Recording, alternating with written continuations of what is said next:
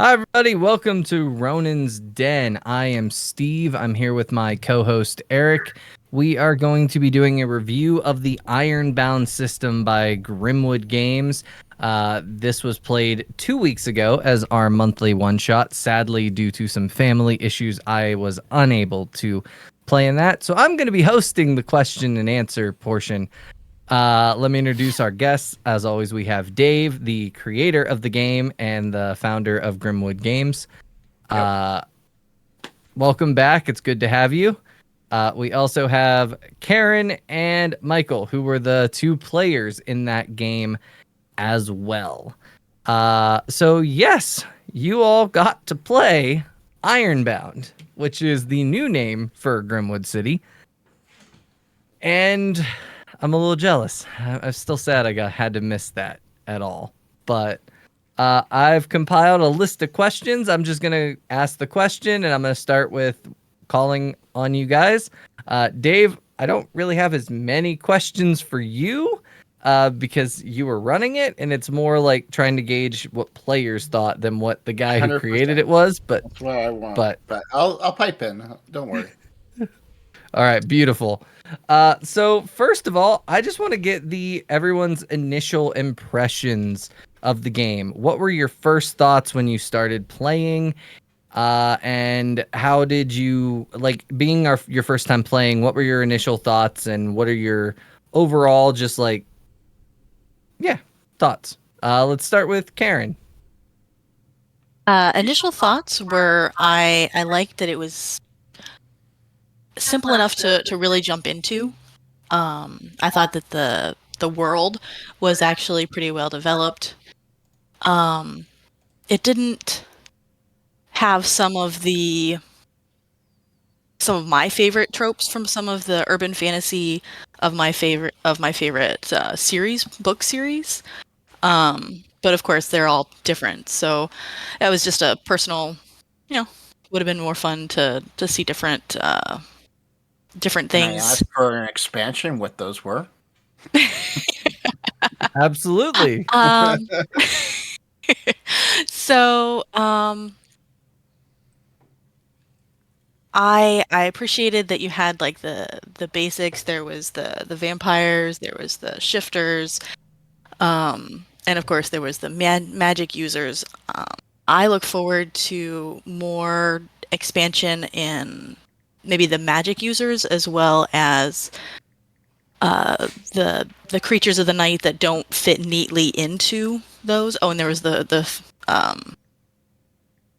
Fae too. I think you guys had those as well.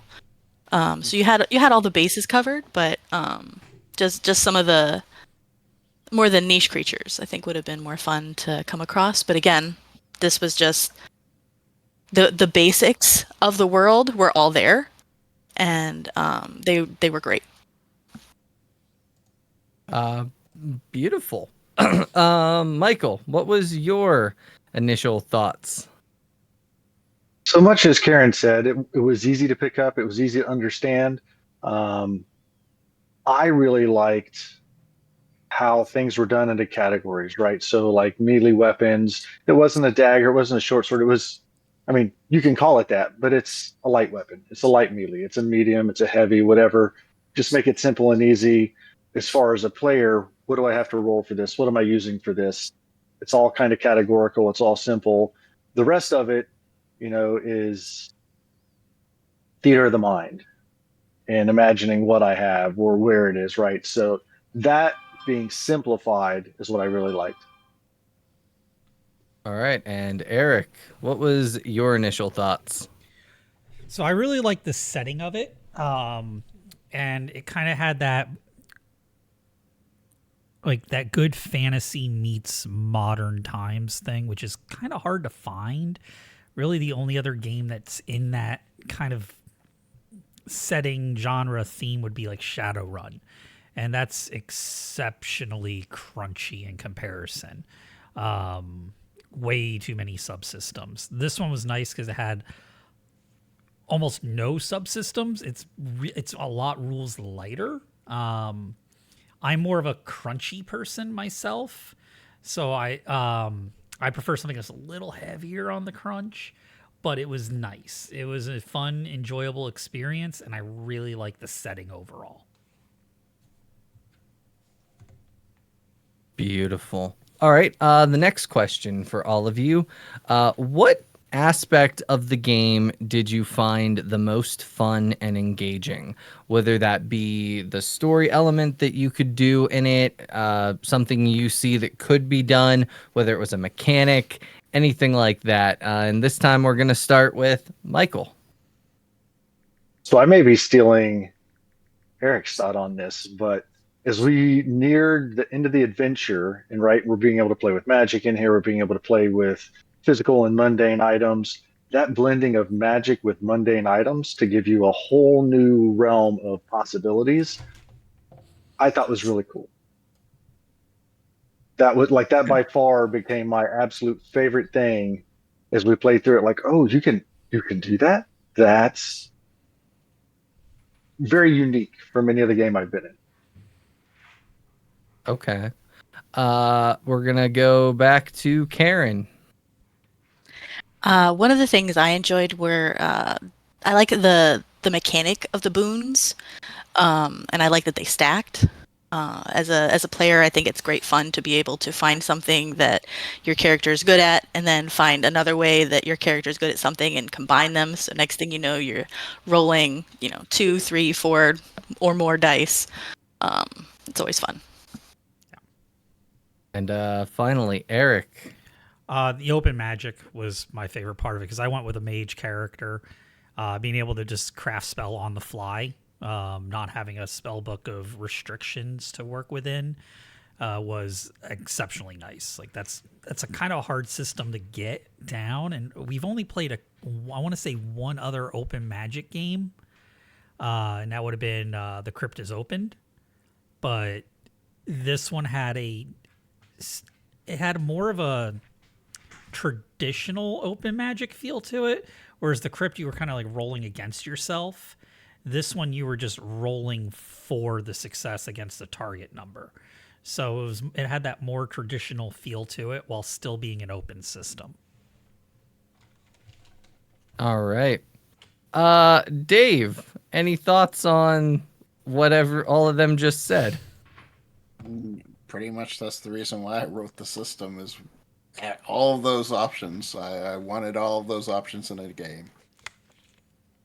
Beautiful. All right, we're going to switch over to a little bit about the mechanics, like the meat of the system, right? And one of the things everyone has kind of said pretty much is the system seems really easy to learn. How easily do the three of you think this game could be learned and taught to other people? How accessible and inviting do you think it would be? And we're going to start with Eric this time. It is exceptionally easy to pick up. I think where some people coming from, your more traditional D&D Pathfinder type games are going to struggle is that they don't have the specificity that is in those games, right? There's no fireball spell. There's no magic missile. There's no longsword. These things don't exist. It's all abstract. So the people might struggle just understanding that and just coming up, especially people who are spellcasters, coming up with a spell in the moment based on their book, like what kind of magic they have access to. I can see that being a struggle, but that's more of just like a player skill. That would develop rather quickly throughout a session, I think. For me, that was my struggle. And I would say by halfway through the session when I fully clicked with it, I'm like, oh, okay, I'm going to do an air ignition. All right, now I'm going to do a lightning bolt. Okay, now I'm going to try this other thing. And I just tried a bunch of different effects as the game was going on. The dice rolling, super simple. It's super simple. I don't see any problems teaching it or learning it. It's pay attention. 5 minutes, you should be able to get it down. The core mechanic. Beautiful. Karen, what are your thoughts? There were two things that I thought. So overall, it was very easy to pick up. It I think that the standard action and the movement action and the bonus action, or no, it was a quick action, sorry, was close enough to the, 5.0 D&D that a lot of people that are familiar with that would find it very easy to switch over. The only other thing, another thing that made it easy was like the easy versus the medium versus the light equipment. And then you provided examples, but it wasn't an exhaustive list. So it was, if you're good with heavy things, these are some examples. You're going to be good with anything like that, which again left it very open-ended to pick up something along the way and find out if you're good with it or not. The only thing that kind of tripped me up at first was the like the pools versus the defense. So like the arcane pool versus the arcane defense. That, I mean, it took me a minute to kind of wrap my head around what the pool is not the defense and the defense is not the pool. But once I did, I liked the way that it worked, and I like that you could provide bonuses to the defense or bonuses to the pool. And so it made sense that they were separate, but it did take me a minute to like, oh, yeah. All right. Michael, what was your thoughts on it? So procedurally, the hardest thing in most new systems is the character building, right? Just because it's your first time coming into it. But it was laid out in a simplistic way, so it was easy to put those things together. So to follow the process which was laid out, that was easy. I would say the only reason it's challenging is because the first time you're going through it, as Karen said, the pools were something new as far as a way to treat that. So that was a little bit of like oh, okay, got it now. Now kind of move forward with that. Each of those having their own separate defense, each of those having their own levels for whatever points that you put into it. But again, the categorical labeling for weapons, armor, ranged melee, etc., that I really liked because it was just that. It was open. It simplified things so much. Okay. Since people are mentioning the pool system, with that being kind of a little tricky to understand, did you like the poll system, or do you think there's something that could be done to improve it or leave it alone? I know Dave's probably cringing at this question, but let's start right with Mike again. Do you think there's anything that could be done to make it easier to understand, to improve on it? Is it good as it is? Do you not like it at all? No, I thought it was a great change from hit points, right? Hit points represent a certain thing, and we all unfortunately think that's this, but it's actually much broader than just your life. So the idea of those being your hit points, if you will, for those categories, I thought that was a great twist on that. And that was a great way to show this character is a lot more physical than they are mental or than they are magical. Okay. Karen. I agree. I'm not sure there was a way to make it any better, and I really did like it. Again, that somebody could be good at arcane but awful at mental, like just made sense to me. The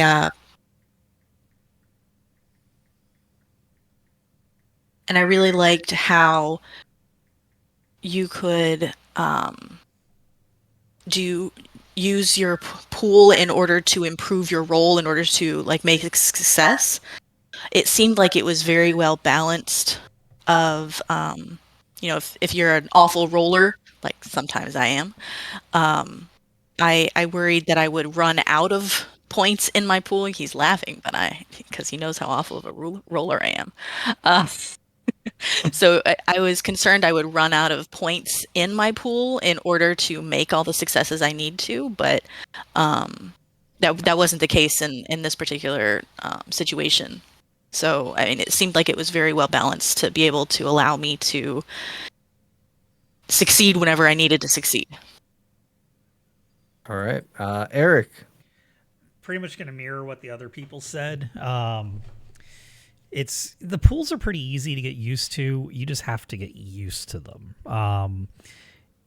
You just have to understand you don't just have one thing of hit points, and not only are these not just like a hit point like adjacent thing, but they're also a resource that you spend as well. So that could be a point of confusion for people just coming in. But again, if a good first session where you have kind of the tutorial play going through, I think it'll be a really easy to pick up thing and run with. That first session might be shaky for some people to start, but I liked it. Okay. I gotta say, not having played it, but having read it and heard what you guys are saying, I think one of the biggest missed opportunities in D&D was that hit dice weren't ever used as a resource, and I feel like having the pull system in this is actually doing what I wanted the hit dice in D&D to always have done. So, Dave, good job on that, because that was one of my biggest gripes about D&D, especially 5e. There's just this resource that it's only for healing, and I just think that's weird. But yeah, anyway. Honestly, So also, not go to ahead. interrupt, but the hardest thing to teach is the damage structure, because you take from one pool, and when that pool empties, you go to the next pool in the list. And I think that's the hardest thing to teach in that system. Not necessarily using it as a resource, because people get that fairly quickly. It's when they take damage in a pool and it over exceeds the pool number, where does that go next? And that's been the hardest thing to teach. Okay. We're gonna keep with mechanics.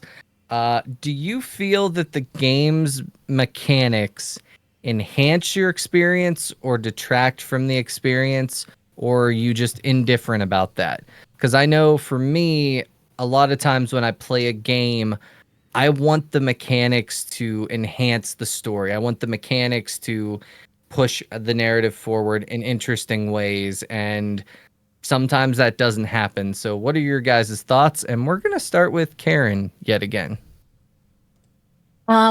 I thought that the mechanics were mostly good. Like they helped push the story forward, and they were very helpful. Um, the only one that, in retrospect, I guess I was thinking more about and I didn't understand it is that there's, and it's probably just didn't come up in this particular play session, was the alpha versus beta feat. Like there's an alpha feat and there's a beta feat, but they do the exact same thing as written, and I don't know how that would play out in game. So that was the only thing that kind of didn't make sense to me. So something more like, I don't know, dominance instead of alpha versus beta, but I don't know. Dave, want to clarify that if you have any clarification real quick while we're sitting here? Nope, she's 100% right. I thought they were worded different, and they're not, so I'm going to have to rework that. Beautiful. That's what this is for. Let's go with Eric. Do you feel that the mechanics helped or detracted? Sorry, Dave. I just think that they were neutral in it. I don't think that they did No. any detraction to the game whatsoever. I don't think that they did a great deal of like unique things to push it forward either. They serviced the mechanic. They had the game moving forward in a smooth and predictably chaotic way, you know, like the way a system should work. There's the chaos of the randomness, and you can track, like, you know that you have chances to succeed, and it doesn't feel weird when you fail. But I don't think it had like any huge like impact on the overall system, like the play itself. They're good mechanics. Like they didn't get in the way of the game at all. They didn't slow it down. But I don't feel like they like had this huge like dire influence that if they were replaced with a D6 or a D20 or a D10, the game would have fell apart, which I like. It's the core play style of it was that solid with the points and the way damage helped and the way you got your boons, you could spend your points. It didn't feel like the mechanic itself, like the dice itself, played too much of a pivotal role in it. Fair enough. And we'll go to Michael. No, I agree. I think the mechanics supported well the system overall. Short, sweet, and to the point. So this is another one that comes up a lot in when people talk about games, and I don't think it's as important as a lot of people do, but we got to talk about it.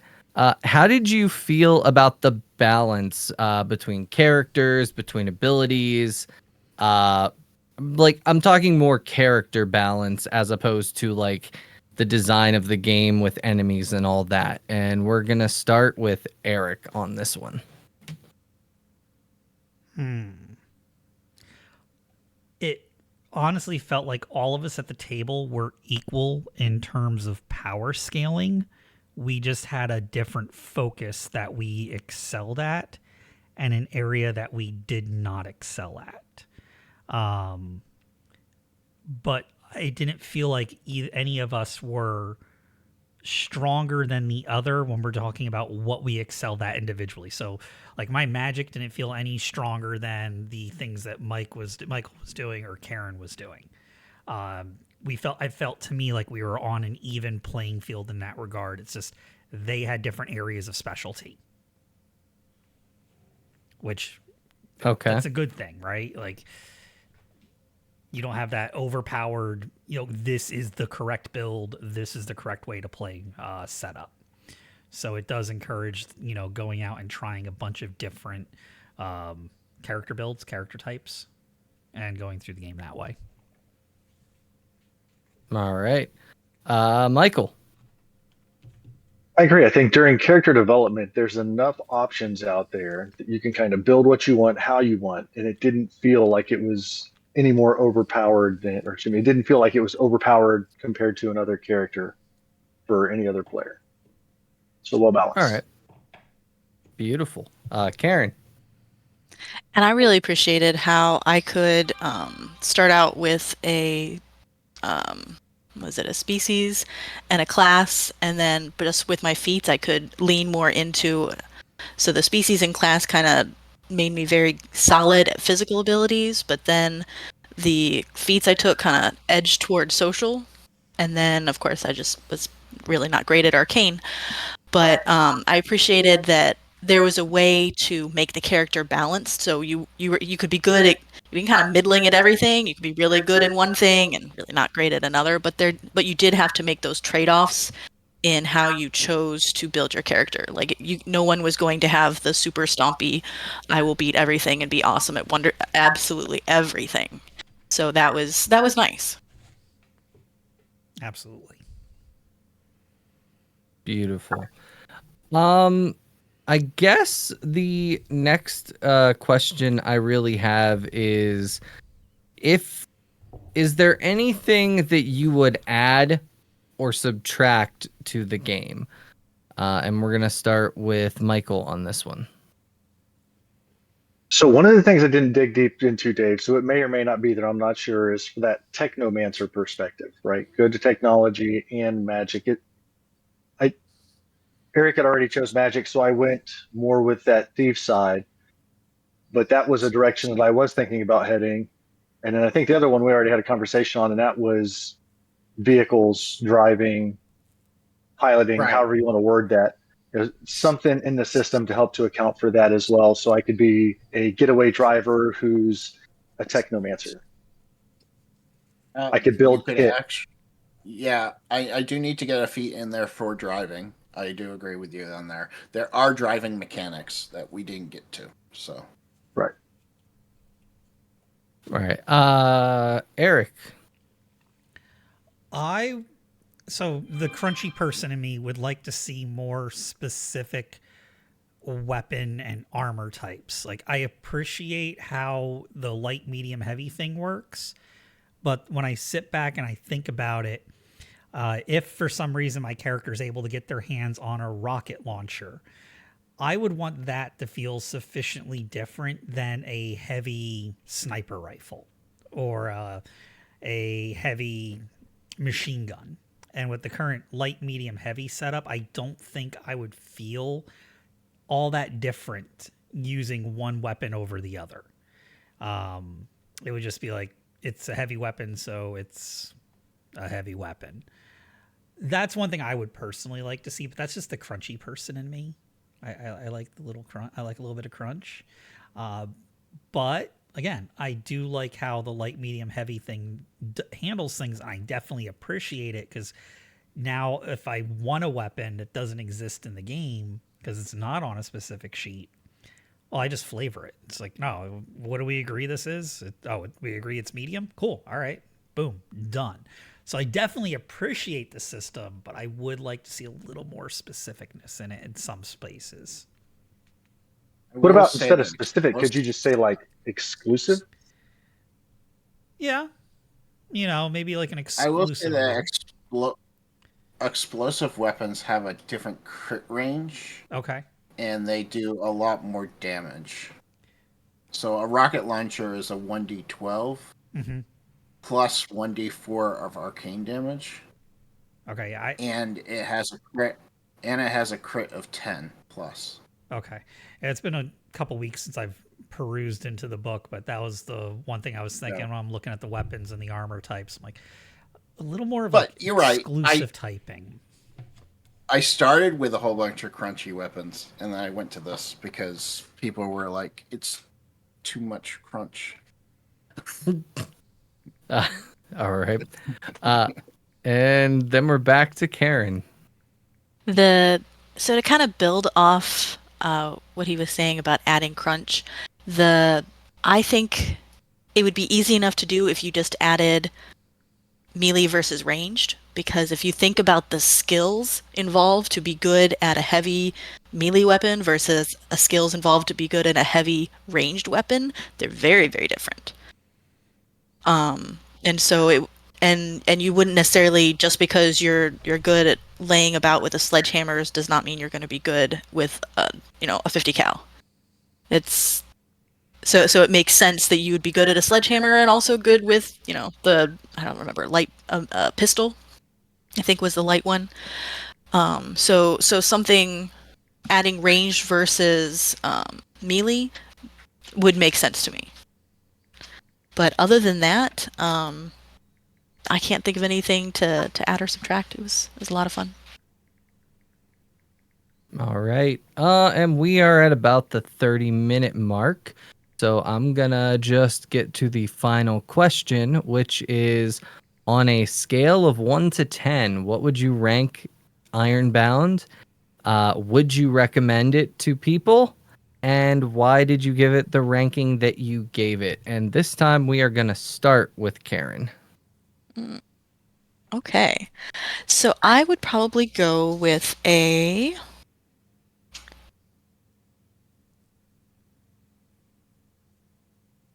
7.5. Like, I thought it was very easy to get into. It was a lot of fun. And